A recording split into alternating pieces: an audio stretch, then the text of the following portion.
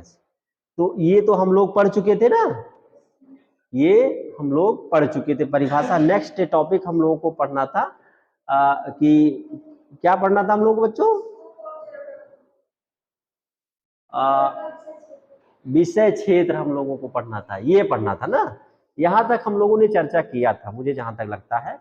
आज हम भूगोल के विषय वस्तु पर बात करते हैं कि आखिर भूगोल है क्या चीज, आखिर क्या हमको भूगोल में पढ़ने को मिलेगा, ठीक है ना, उसका क्या विषय क्षेत्र है। अभी हमने कल बात किया था ना कि कोई विषय जब हमारे दिमाग में आती है तो हमको लगता है कि फिर हमको इस चीज के बारे में जानने को मिलेगा। जैसे इतिहास के बारे में, अच्छा पूरा इतिहास हमको जानने को मिलेगा, कि घटनाओं के बारे में जानने को मिलेगा कि पीछे कौन कौन सी घटनाएं घटित हुई हैं, ठीक है ना।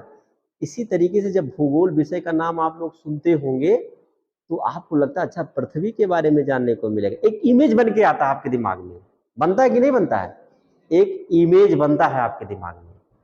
तो आखिर पृथ्वी के बारे में पढ़ना है तो उसके बारे में, पृथ्वी तो बहुत बड़ा कॉन्सेप्ट है ना, बहुत छोटा कॉन्सेप्ट तो है नहीं, पृथ्वी बहुत बड़ा कॉन्सेप्ट है। तो उसमें देखते हैं कि आखिर कौन सा, तो हमने कहा था देखिए इस प्रकार भूगोल भौगोलिक अध्ययन में सम्मिलित तथ्यों, घटनाओं तथा क्षेत्रों के अनुसार भूगोल के विषय क्षेत्रों को निम्न प्रकार से वर्गीकृत किया जा सकता है। देखिए वर्गीकृत किया जा सकता है ना, 3 भागों में बांटा है। कितने भागों में? 3 भागों में। कल हमने बात किया था इस विषय पर। एक भौतिक घटनाएं होती हैं, भौतिक घटनाओं का स्थानिक अध्ययन, ठीक है ना। और नंबर दूसरा क्या है? जैविक घटनाओं का स्थानिक अध्ययन है, ठीक है ना। और तीसरा क्या है? मानवीय घटनाओं का स्थानिक अध्ययन है। अब भौतिक क्या होती हैं, जैविक क्या होती हैं, मानवीय घटनाएं होती हैं, कल हमने इस पे बात किया था, लेकिन संक्षेप में बात करेंगे आपको। भौतिक घटनाएं वो होती हैं जिसके भौतिक सारी चीजें होती हैं जो स्वतः प्रकृति प्रदत्त होती हैं। क्या होती हैं? प्रकृति प्रदत्त होती हैं। आप लोग अभी कुछ समझ जाएंगे वो कौन सी चीजें होती है जो भौतिक होती हैं, हमको बताने की जरूरत नहीं पड़ेगी, बस एक कॉन्सेप्ट समझ लीजिए। वो सारी चीजें भौतिक होती हैं जिनके निर्माण में मानव का कोई हाथ ना हो, मानव का कोई हाथ ना हो, और आपके चारों तरफ होंगी। अब बताइए इस पृथ्वी पे वो कौन कौन सी चीजें हैं जिनके निर्माण में मानव का कोई हाथ ना हो। आप देख पा रहे होंगे, सोच पा रहे होंगे, दिमाग जा रहा है कुछ, वो इस पृथ्वी में कौन कौन सी चीजें हैं जो स्वतः प्रकृति प्रदत्त है, मानव उसमें मानव का कोई हस्तक्षेप नहीं है। पता कर पा रहे हैं इस चीज को? देखो अब बहुत सारी चीजें होती है प्राकृतिक, जैसे कहते हैं प्राकृतिक है, ठीक है ना, जैसे पर्वत पठार मैदान है, नदियां हैं, और तमाम चीजें हैं, वायु है, वायुमंडल, तमाम चीजें हैं, गैसें हैं, बहुत सारी चीजें हैं। वही ना कि जो स्थल मंडल है, जल मंडल है, वायुमंडल है, ये सारी चीजें क्या है?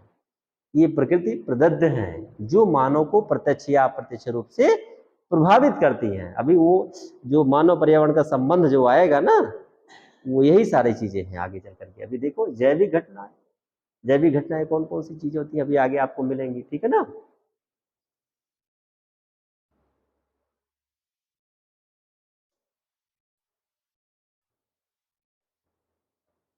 देखिए भौतिक घटनाएं, अभी बात कर रहे थे ना हम भौतिक घटनाओं के बारे में। स्थल मंडल आता है, जल मंडल आता है, और वायुमंडल आता है, ठीक है ना। तो जो स्थल मंडल पे पाई जाती है, जल मंडल पे पाई जाती है, वायुमंडल में बहुत सारी विशेषताएं देखने आपको मिलेंगी। स्थल मंडल पे जैसे हम लोग कहें अभी पर्वत पठार मैदान झील झरने तमाम चीजें आपको देखने को मिलेंगी। देखते हैं कि नहीं देखे हैं? पहाड़ को देखा आप लोगों ने? देखे हैं ना। अरे भाई ऐसे नहीं कोई देखा होगा तो टीवियों में तो देखा हो, उसमें फिल्मों में देखे होंगे आप लोग, देखे होंगे कि नहीं? देखे होंगे आप लोग, ठीक है ना। नदी भी देखे होंगे, तालाब भी देखे होंगे, देखे हैं कि नहीं देखे हैं आप लोग? देखे होंगे।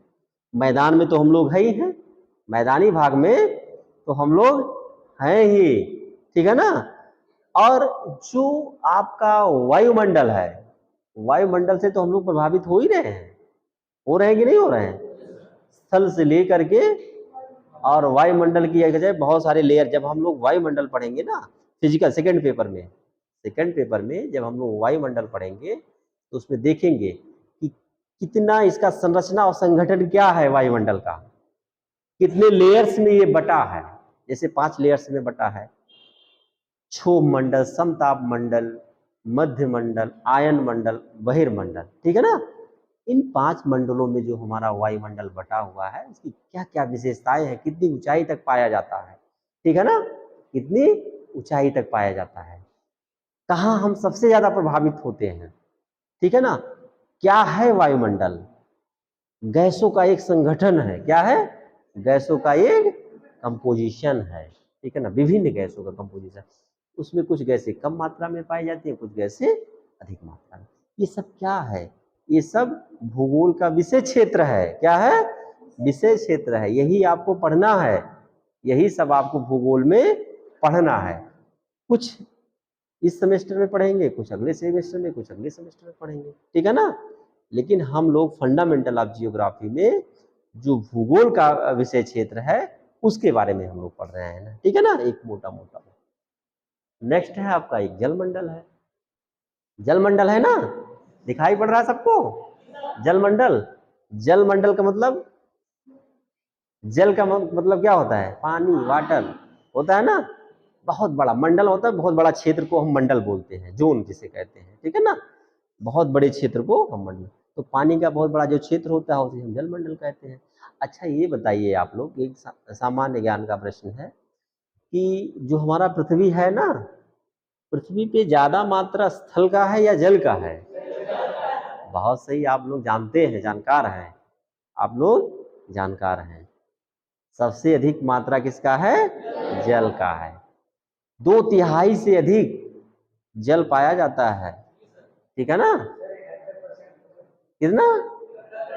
हाँ बहुत सही। देखिए प्रश्न ये 71.2% वाटर बॉडी हमारे इस अर्थ पर पाई जाती है, ठीक है ना।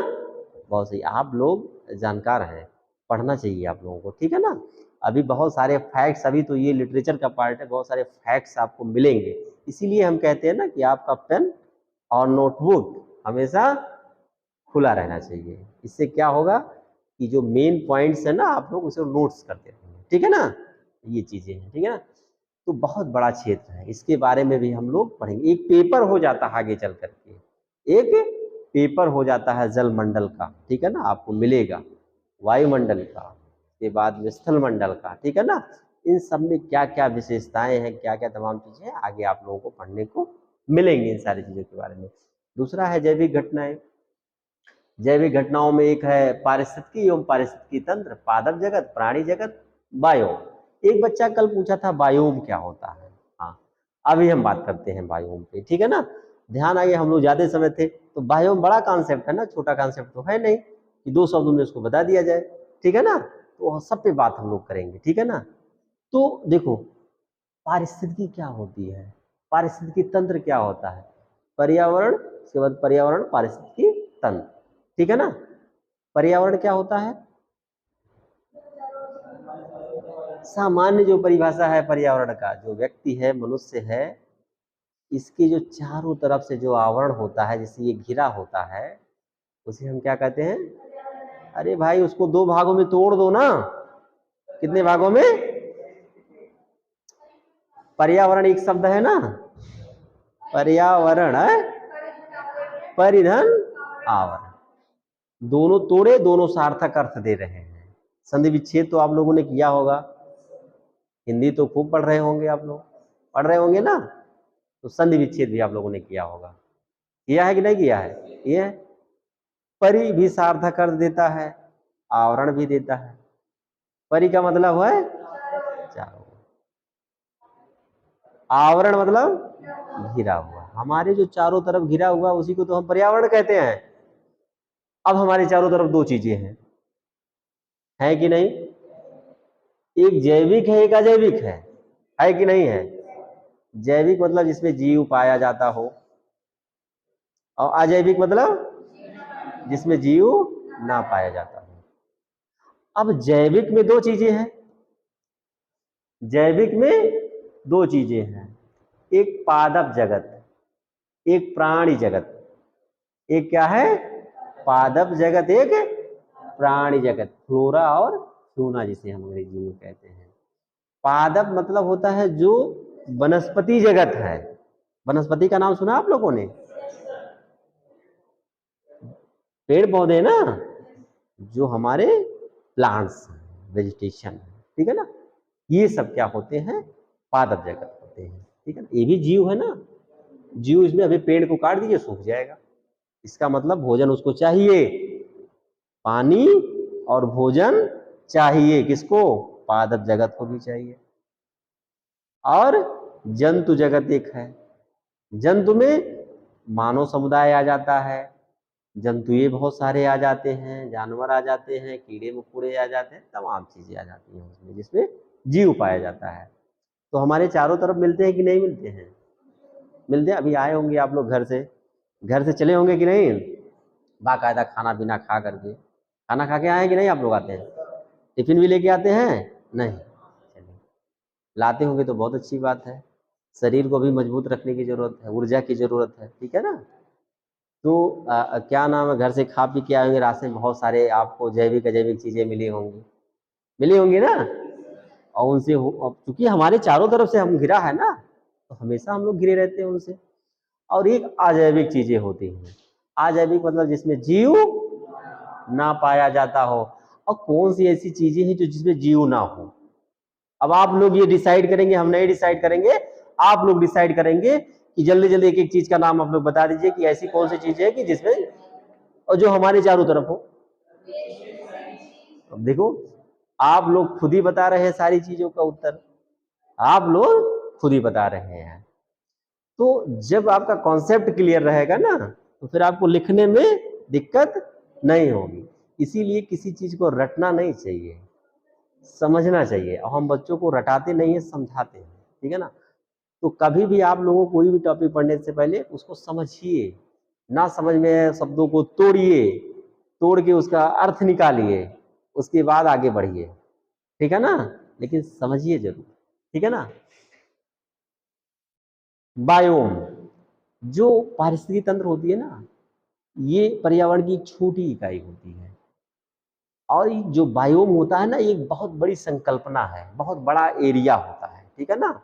जैसे मान लीजिए कि कोई छोटी पारिस्थितिकी तंत्र है, जिसमें जैविक अजैविक चीजों का एक मतलब अंतर संबंध, अंतर क्रिया करके वो बनाते हैं अपना, ठीक है ना। और जो बायोम होता है एक बहुत बड़ा क्षेत्र होता है, बहुत बड़ा क्षेत्र होता है, जिसमें क्या नाम, वनस्पतियों को और जीवों को क्या किया जाता है, आरक्षित किया जाता है, संरक्षित किया जाता है, ठीक है ना। ऐसी चीजों को हम लोग बायोम कहते हैं। इसकी बहुत सारी और विशेषताएं हैं, जब हम लोग पर्यावरण भूगोल पढ़ेंगे तो उसमें पर्यावरण क्या चीज होता है, पारिस्थितिकी क्या चीज होती है, पारिस्थितिकी तंत्र क्या चीज होता है, पारिस्थितिकी तंत्र में ऊर्जा का प्रवाह कैसे होता है, वायोम क्या चीज होता है, वायोम के क्या घटक होते हैं, कितने वायोम भारत में पाए जाते हैं, ठीक है ना। इसका उद्देश्य क्या है बनाने का, महत्व क्या है, इन सारी चीजों के बारे में हम विस्तार से चर्चा करेंगे, ठीक है ना। ये पर्यावरण पारिस्थितिकी का ही एक भाग है, या विस्तृत स्वरूप है, ठीक है ना, समझ में आ गया। आगे जब हम इन्वायरमेंट ज्योग्राफी पढ़ेंगे तो इसके बारे में हम लोग विस्तृत मतलब इसका अध्ययन करेंगे, ठीक है ना, समझ में आ रहा। अब देखिए, जो मानवीय घटनाओं का स्थानिक अध्ययन, तीसरा पार्ट जो है, मानवीय घटनाओं का स्थानिक अध्ययन किया जाता है, जो विषय क्षेत्र हमारा है, जो तीसरा पॉइंट है इसमें। अब मानवीय घटनाओं में बहुत सारी चीजें आ जाती हैं, मानवीय घटनाओं में बहुत सारी चीजें आ जाती हैं। उसमें सबसे पहले क्या आता है, मनुष्य और उसका पर्यावरण और मानव पारिस्थितिकी आता है, ठीक है ना। मानव, मनुष्य खुद है, और उसका चारों तरफ का पर्यावरण और मानव का पारिस्थितिकी तंत्र आ जाता है।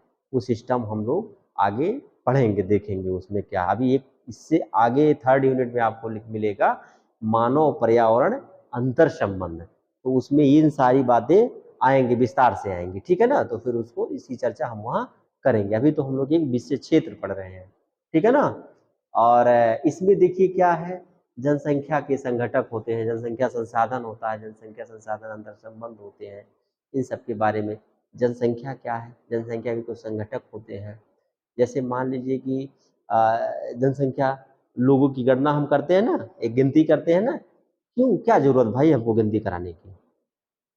मनुष्य की गिनती हम क्यों करें? भारत देश है, जनगणना कराता है ना, कराता है कि नहीं कराता है? 2011 की जनगणना पहले हुई थी, इस समय जनगणना हो रही है, रिपोर्ट तैयार हो रही है, रिपोर्ट आ जाएगी जल्दी। तो हमको पता चलता है ना कि हमारे देश की जनसंख्या इतने करोड़ है, लगभग 1,40,00,000 से अधिक हम पहुंच गए, 1,40,00,000 से 40 करोड़ के अधिक हम लोग पहुंच गए, और विश्व की सबसे बड़ी जनसंख्या वाला देश बन गया। अभी अंतर्राष्ट्रीय संस्थाओं की रिपोर्ट आई है, पहुंच गए ना, पहले नंबर पे पहुंच गए। क्यों हम गिनती कराते हैं? विश्व क्यों गिनती कराता है भाई? क्या जरूरी पड़ी इतना पैसा इतने आदमी को लगाना पड़ता है? वो जाकर के घर घर पूछता है, भैया आपके पास कितने महिला, कितने पुरुष, कितने बड़े, कितने छोटे, कितने पढ़े, कितने लिखे, कितनी जमीन जायदाद क्या है? क्यों हम पूछते हैं? कोई कारण तो होगा ना, नहीं तो इतना पैसा, इतने आदमी, इतना संसाधन खर्च करने की क्या जरूरत पड़ती है हमको? दिमाग में आ रहा है क्यों हम लोग कराते हैं? भारत सरकार क्यों कराती है? अंतर्राष्ट्रीय संस्थाएं क्यों जनगणना कराती हैं? नहीं सोच पा रहे हैं? अरे भाई देखिए, आपके घर में मान लीजिए कि आपका छोटा सा परिवार, आपका घर जो है एक देश मान लीजिए, तो आपको पता है ना कि कितने परिवार हैं, उसमें कुछ छोटे होंगे, कुछ बड़े होंगे, कुछ पढ़े लिखे होंगे, कुछ पढ़े लिखे नहीं होंगे, हो सकता है सभी पढ़े लिखे हों। ऐसा होता है कि नहीं होता है? देखने को मिलता है कि नहीं मिलता है? कुछ लोग कार्यशील होते हैं, कार्यशील मतलब जो कमाने वाले पुरुष होते हैं, जो बाहर से कमा के पैसा लेके आते हैं, होता है कि नहीं ऐसा? कुछ आश्रित होते हैं कि नहीं होते हैं? आश्रित का मतलब जैसे दो वर्ग होता है, आश्रित होता है 0 से लेके 14 वर्ष तक का व्यक्ति, और क्या नाम है 60 वर्ष से ऊपर का जो व्यक्ति होता है, ये क्या होता है? आश्रित होते हैं। भाई जो 14 साल तक माँ बाप पे आश्रित होगा, 60 वर्ष से ऊपर का जो होगा वो बच्चों पे आश्रित होगा, तो ये कार्यशील आबादी नहीं होती है। तो ये कैसे हमको पता चलेगा?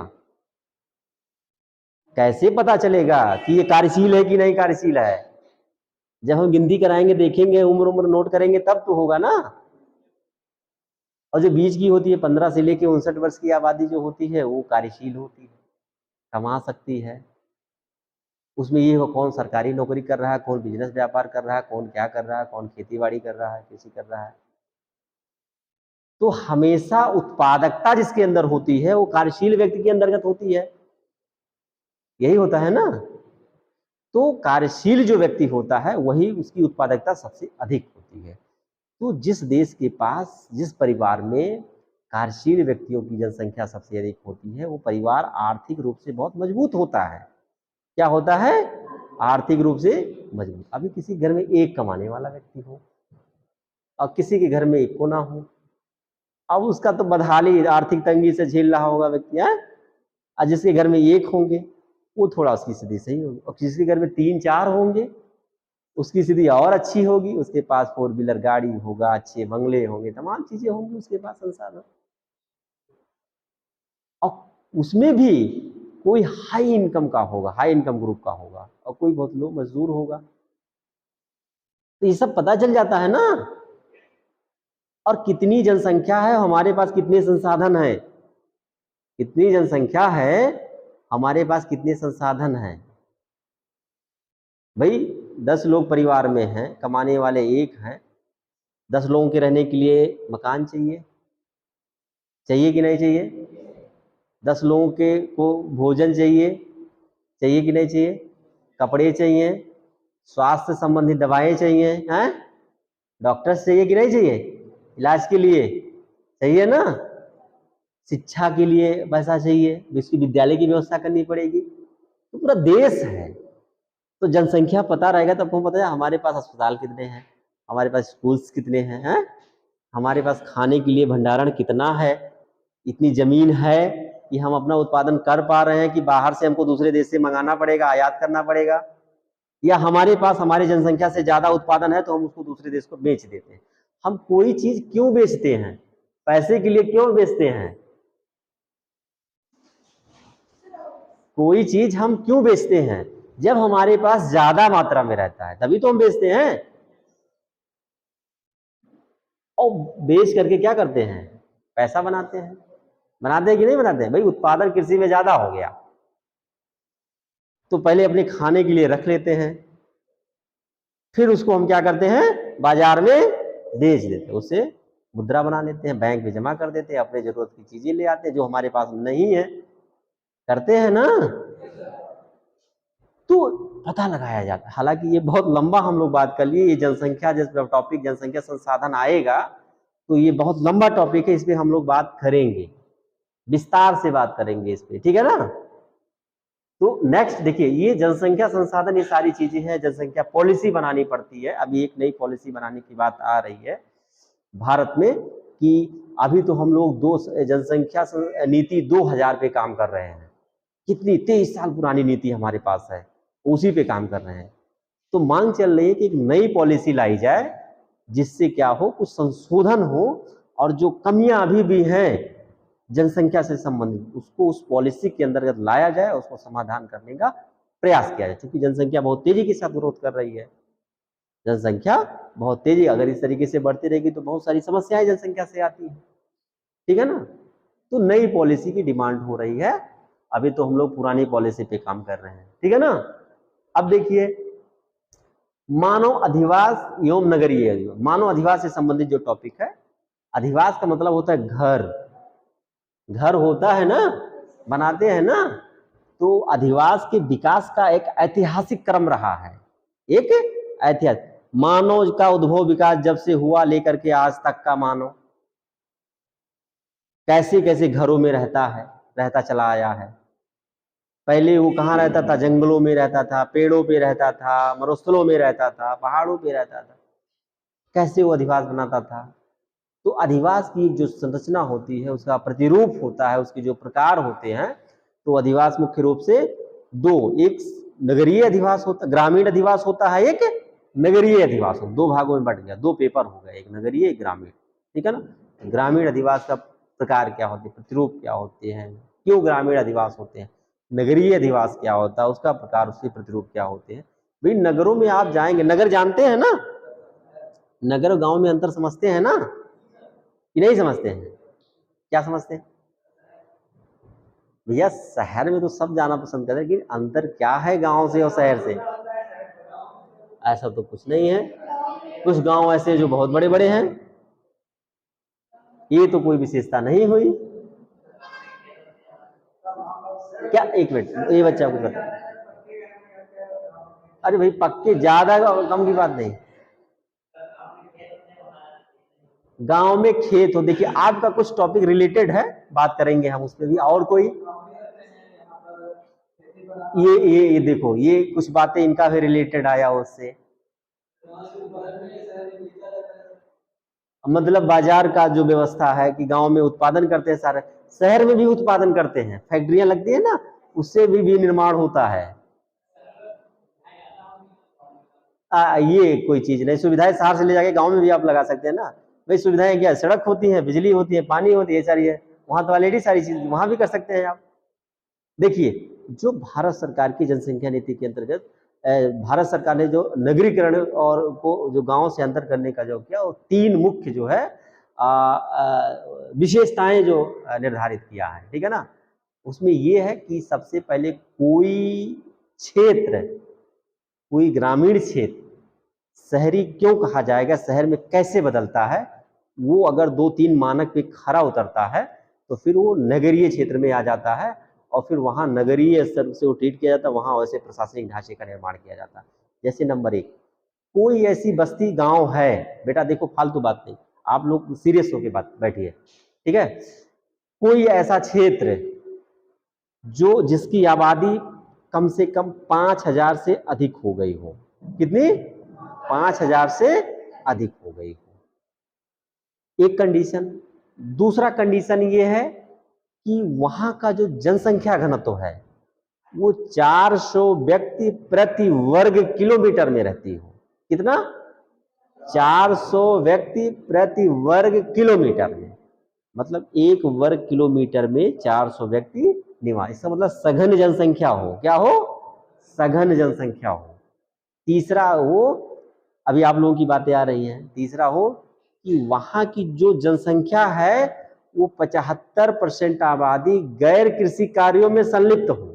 इसमें गैर कृषि कार्यों मतलब खेती बाड़ी ना करता हो और व्यवसाय करता हो, उद्योग धंधे लघु कुटीर उद्योगों में व्यस्त हो।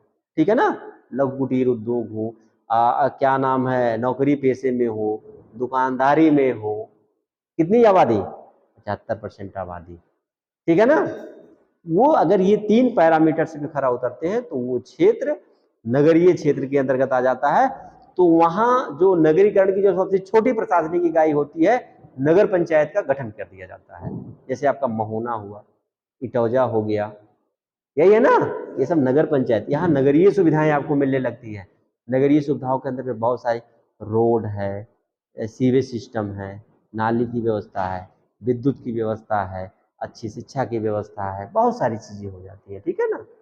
तो वो एक नियोजित नगर के रूप में वो विकसित होना प्रारंभ हो जाता है। ठीक है ना?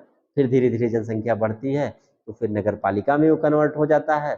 उससे ज्यादा जनसंख्या बढ़ती है, उसका भी क्राइटेरिया है। ठीक है ना? कि जब 1 लाख से ऊपर तो नगर पालिका, 10 लाख तक, 10 लाख से ऊपर तो नगर निगम, और उससे ज्यादा जब बढ़ जाती है 50 लाख से तो मेट्रोपॉलिटन सिटी हो जाता है वो। ठीक है ना? ये सारे जनसंख्या के हर टॉपिक है, मतलब हर एक पेपर के रूप में है। ये जब हम लोग नगरीकरण पढ़ेंगे ना, ग्रामीण अधिवास नगरीय अधिवास, तो ये सब वहां के टॉपिक है। ठीक है ना? वहां का पूरा विस्तार से हम लोगों को देखने को मिलेगा। अर्थव्यवस्थाएं देख लीजिए क्या है। अर्थव्यवस्था में देखिए, मानव जहां रहेगा वहां तो बहुत क्रिया गतिविधि करता ही है ना, उसके बहुत सारे क्रियाकलाप होते हैं। मानव व्यवसाय करता है, कृषि करता है, पशुपालन करता है, उत्खनन करता है, जैसे खनिज संसाधनों का उत्खनन निकालता है ना, उसी को उत्खनन हम लोग करते हैं। विनिर्माण करता है, विनिर्माण उद्योग लगाता है ना। विनिर्माण उद्योग नहीं समझ रहे हैं आप लोग? किसी चीज का, जैसे मान लीजिए कि कोई फैक्ट्री लगी है, तो उसमें कोई चीज डालेगा और कोई नया वस्तु बनाएगा ना, बनाता है ना। डेयरी उद्योग का नाम सुना आप लोगों ने? डेयरी उद्योग का नाम सुना है आप लोगों ने? प्लाईवुड्स फैक्ट्री, बहुत सारी फैक्ट्री की, मतलब किसी भी वस्तु की स्वरूप को चेंज करके जब उसकी गुणवत्ता को बढ़ा दिया जाता है, किस माध्यम से? विनिर्माण उद्योग के माध्यम से किया जाता है। ठीक है ना? उसका स्वरूप चेंज करके, उसकी गुणवत्ता बढ़ा करके उसकी मूल्य में वृद्धि कर दिया जाता है। कर दिया जाता है कि नहीं कर दिया जाता है? कर दिया जाता है। ठीक है ना? भाई पनीर क्यों बनाते हैं, पाउडर दूध क्यों बनाते हैं, मक्खन क्यों बनाते हैं? बनाते हैं नहीं बनाते हैं? बनाते हैं ना। उससे जो बहुत तमाम प्रकार की मिठाइयाँ बनाते हैं, बनता है कि नहीं बनता? दूध का बनता है ना, ये सब। ठीक है ना? परिवहन, व्यापार, वाणिज्य सेवाएं, ये सारी चीजें हम लोगों को भूगोल के अंतर्गत पढ़ने को मिलेगा। ठीक है ना? उसकी बाद आती है क्या है? समाज है। भाई मानव तो समाज, एक समाज का निर्माण करता है ना। समाज की सबसे छोटी इकाई व्यक्ति होता है, मनुष्य होता है। ठीक है ना? और उसके समूह को जो है एक समाज का निर्माण बन जाता है। ठीक है ना? उसके समाज होता है, उसके रहन सहन होते हैं, उसकी क्या नाम है, संस्कृति होती है उसकी। ठीक है ना? उसकी बोली, भाषा, त्योहार, खान पान, रहन सहन, तमाम चीजें होती हैं। ठीक है ना? जो एक समाज और संस्कृति का निर्माण करते हैं। मानव का विकास, प्रजातियां होती हैं, मानव की प्रजातियां होती हैं। सांस्कृतिक प्रक्रियाएं, अभी वही हमने बात किया, सामाजिक संगठन होते हैं, सांस्कृतिक प्रदेश भी होते हैं। ठीक है ना? इन सब के बारे में हम लोगों को पढ़ने को मिलेगा। इसीलिए कहा जाता है ना कि भूगोल कोई एक विषय नहीं है। भूगोल कोई एक विषय नहीं है, ये बहुत सारे विषयों का एक संग्रह है। ठीक है ना? बहुत सारे विषयों का एक संग्रह है। टाइम ज्यादा हो गया क्या हम लोगों का? टाइम हो गया ना बहुत ज्यादा। अच्छा, 2 मिनट की बात है, ये विषय क्षेत्र हम लोग समाप्त करते हैं। जिससे ये टॉपिक कल हम लोगों को रिपीट ना करना पड़े, ठीक है ना। तो ये चीजें हैं, एक राष्ट्रीय और अंतर्राष्ट्रीय संबंध की बात आती है, ठीक है ना। राष्ट्रीय और अंतर्राष्ट्रीय संबंध, भाई मनुष्य रहता है किसी समाज में रहता है, ठीक है ना, तो ये देश और राजनीतिक व्यवस्था क्यों बनाई जाती है, जिससे लोग अनुशासनिक रूप से रहें, एक दूसरे का अधिकार प्रभावित ना करें, नहीं तो आपस में लड़के मर जाएंगे। अगर पुलिस सरकार प्रशासन ना रहे तो आपस में लड़के मर जाएंगे। वही concept survival of the fittest का कॉन्सेप्ट आएगा, जो शक्तिशाली होगा वही शासन करेगा, तब फिर वही घूमकर राजतंत्र आ जाएगा। क्या आ जाएगा? राजतंत्र में क्या होता था? राजा, भाई जंगल का शेर शेर को ही क्यों कहा जाता है, मतलब जंगल का राजा शेर को ही क्यों कहा जाता है? क्योंकि वो शक्तिशाली होता है। वो क्या होता है? शक्तिशाली होता है। बहुत सारे लोगों को मार के गिरा देता है, करता है कि नहीं करता है? तो राजा भी तो वही करता था, शक्तिशाली होता था। बहुत सारे युद्ध का अवसर लोग उसके पास होते थे और वो प्रजा पे क्या करता था? शासन करता था। अब कैसा भी शासन करे, निरंकुश शासन करे या अच्छा शासन करे, तो व्यक्ति के व्यक्तित्व के ऊपर डिपेंड करता था, राजा के ऊपर डिपेंड करता था। तो इसीलिए जो राष्ट्रीय और अंतर्राष्ट्रीय व्यवस्थाएं जो बनाई गई हैं, ये सही तरीके से जो मानवीय अधिकार है वो सुरक्षित रहे लोगों को, और सही तरीके से अपने जीवन यापन कर सके, विकास कर सके, इसलिए सारी व्यवस्थाएं बनाई गई हैं। तो भूगोल में भी आपको जो है एक राजनीतिक भूगोल आपका है, जिसमें राष्ट्रीय स्तर के और अंतर्राष्ट्रीय स्तर की जितने भी सिद्धांत हैं इसके भौगोलिक परिप्रेक्ष्य में पढ़ने को आपको मिलेंगे, ठीक है ना। यही है ना, इतना है आपका। नेक्स्ट टॉपिक आपका रहेगा भूगोल की शाखाएं तथा अन्य विषयों से इसका संबंध है, ठीक है ना। तो आज तक जो है हम लोग जो है